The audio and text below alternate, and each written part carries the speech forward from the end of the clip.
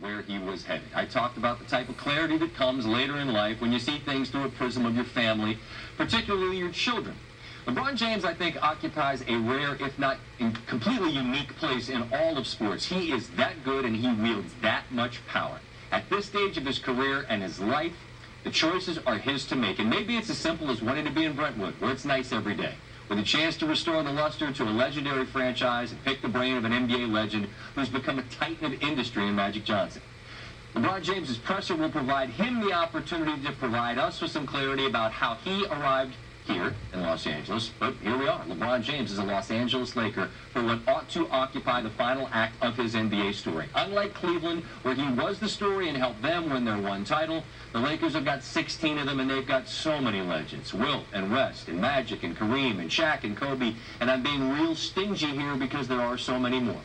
It's been 5 years since the Lakers even made the playoffs. LeBron's been to 8 finals in a row. If it's going to be 9, who are they adding? Because Lance Stevenson and JaVale McGee probably aren't enough to get it done. Adrian Wojnarowski joins us now. And, Roach, what was the key to make this happen? Magic Johnson in the big seat in L.A. and, for LeBron to have, when he went to Miami, I mean, he was drawn to Pat Riley. I needed to learn how to win. I needed to learn how to be part of a championship culture pedigree. That mattered a lot to him, and Eric Spoelstra, gained his respect as a head coach. They won 2 titles together. But I think Magic in that big seat in L.A., not just what Magic represents as a player, one of the greats all time, synonymous with the Laker uniform, but what he has done as an entrepreneur. He is this gold standard for the great athlete becoming a mogul. And those are the aspirations LeBron James has, and he started down that path. And now he takes all of that to Hollywood, to that market. The Lakers aren't just a big NBA franchise, a big American franchise. They're a global brand. And you put that together with LeBron James, it's bigger than whether he's just got JaVale McGee and Lance Stevenson coming in here in free agency. I mentioned a moment ago Bobby Marks will come by, and that's the nuts and bolts of what he does, helping us understand how the math works. But it doesn't work for them to just go get Kawhi if the Spurs would even be willing to work with him. Just how difficult is it going to be for them to add another significant piece? Well, much more difficult after the Caldwell-Pope deal today. $12 million into the cap. Bobby will go through all that. But it does become more difficult to get Kawhi Leonard. And what I'm told is Kawhi Leonard remains focused on wanting to get to the Lakers. Not just Los Angeles, but the Lakers. And he can do that in free agency next summer. And LeBron is signed long term. They last year took for granted with Paul George that he would come in free agency this year. They didn't make a big offer to the Pacers. He goes to Oklahoma City, he stays. What if Kawhi Leonard gets traded to Philly or Boston, loves his time there, wins big, gets to the finals? Does he maybe not get to free agency next year? But now it's a difficult pathway. The Spurs will trade Kawhi Leonard to the Lakers, but they're going to do it for a big package. And the piece of that package became more difficult with the moves the Lakers made today. You used the word seismic once this news broke. I mean, SportsCenter's been on. And Zupa Mahedi, by the way, give the man a raise. The man, I think he was on for like 3 straight hours and didn't come up for air. Seismic, I get it. When you talk to everybody around the league, this was the presumed outcome when we spoke last night at midnight. But what was the reaction to the reality?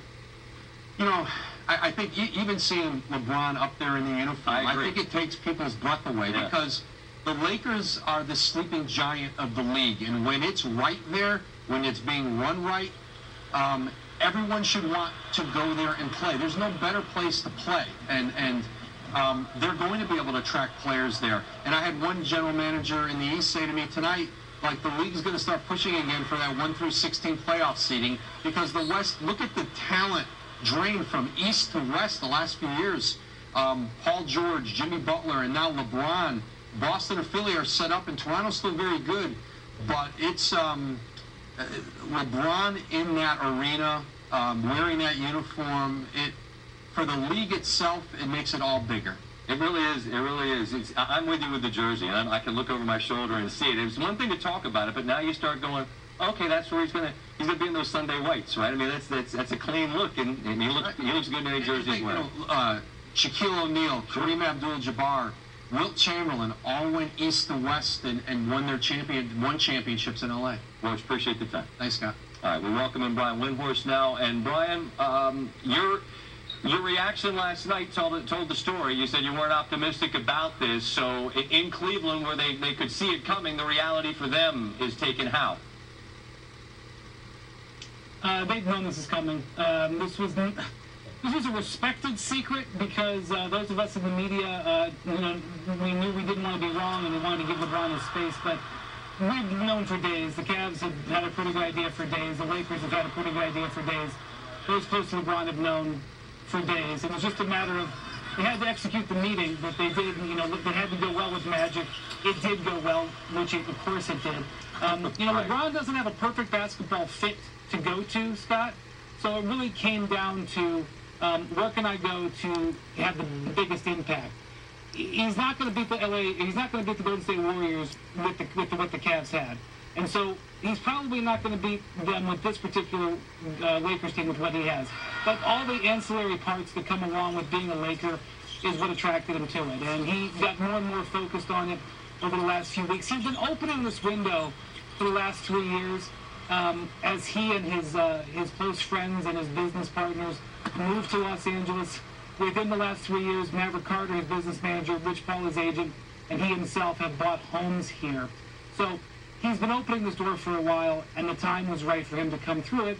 And what I would say to Cavs fans, Scott, is that the 2016 championship was a glorious moment. I think they should hang on and embrace it and realize what kind of seminal thing that happened for that city, and that they should be thinking about that tonight. I know it's in the past, but that doesn't make it any less special. And I think that LeBron knows that this will be his last act. He didn't really plan on this, but he did get Cleveland what he promised, and now he's going to try to do something special here in L.A. You're a basketball guy. I wonder if you've done what done what me and Steve and our whole group's been doing tonight. We're looking at the Lakers as currently constructed as a puzzle, and I'm trying to figure out what this pieces make, because it feels like they got a lot of the same pieces, and I don't know what it currently makes. Well, Lakers are going to get an A because they got LeBron James in their offseason. Sure.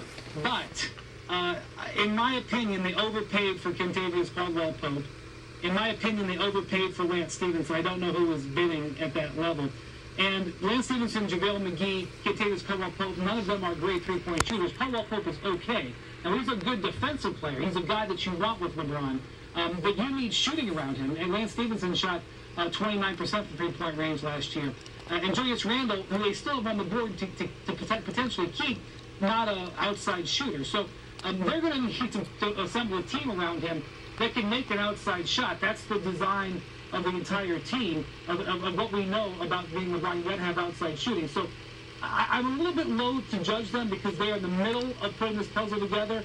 But they're following transactions that they have. They kind of need some guys who can put it in from the outside. All right. One last programming note for you. I realize you have stuff to do, but whatever you do, watch the rest of the show, because you ran your mouth and lipped off at me last night, and we got some stuff for you in the golf. All right. I did it out of love, Scott, right. And I just want to make your show better. And I hope you was able to do that. Well, I love you, which is why we got your boy in the highlight. All right. I know you had a great week, so I just want you to know you talk, I listen. Thank you. $700 grand. $700 grand we made today. Big week. LeBron made 150. He made 700 grand. It's 150 million, 700 grand. It's not bad. So you just put it in the pile with the rest. Just put it with the rest. Thank you, Brian. Appreciate you, man. I've been on TV all night and I got no overtime. All right, stop talking. All right, still to come. Rachel Nichols, host of The Jump, with reaction to this. Bobby Marks as well, a guy that's as good as anybody we've got at helping us understand how the math adds up or it does not. And what else have we got? Well, there's a lot going on. I said it was quite a candidate. Right? We showed the Ballard catch, but plenty going on around sports besides.